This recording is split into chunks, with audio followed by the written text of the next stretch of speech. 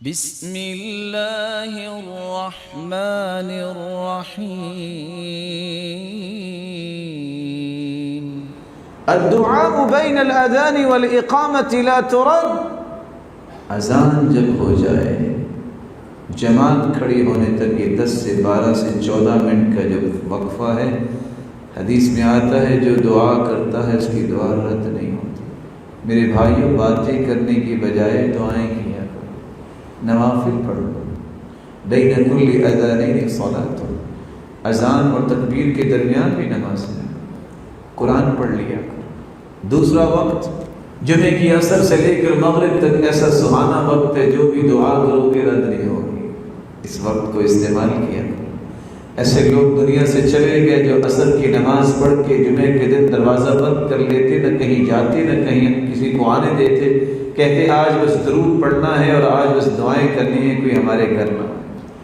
تیسرا وقت رات کی تاریکی میں جب کبھی آنکھ کھل جائے، ہو سکتا ہے لائٹ چلے گی، ہو سکتا ہے اللہ آپ سب کی حفاظت فرمائے، کوئی مسئلہ بن جائے، آنکھ کھلنے کے بعد کلمے ہیں گنتی کے 4، سبحان اللہ والحمدللہ ولا الہ الا اللہ واللہ اکبر۔ یہ 4 کلمے پڑھ کے اللہم اغفر لی وارحمنی وارزقنی، یہ 3 کلمات پڑھ لیں، یہ وقت استعمال کرو۔ آنکھ کھلے یہ دعا پڑھ کے، یہ کلمات پڑھ کے اپنے لیے، والدین کے لیے، اولاد کے لیے، رشتہ داروں کے لیے اور اپنے تعلق والوں کے لیے اور عموماً مسلمانوں کے دعا کیا کریں۔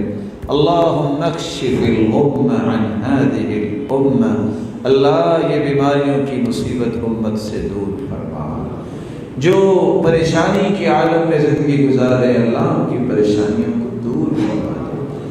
جب تک آپ کے سینے میں یہ درد پیدا نہیں ہوگا کہ میں نے کسی مسلمان کی خیر خواہی کرنی ہے، اس وقت تک آپ ایمان کی لذت اور چاشنی جو ہے وہ محسوس نہیں کریں گے۔ جس دن یہ درد پیدا ہو گیا کہ میں خیر خواہی کروں، میں خیر کیسے پھیلاؤں، کسی کے لیے میں خیر کے کام میں کام آ جاؤں، اس وقت تک وہ معیار آپ کو نصیب نہیں ہوگا جس معیار کے لیے اللہ جل جلالہ نے اپنے پیغمبر کو بھیجا۔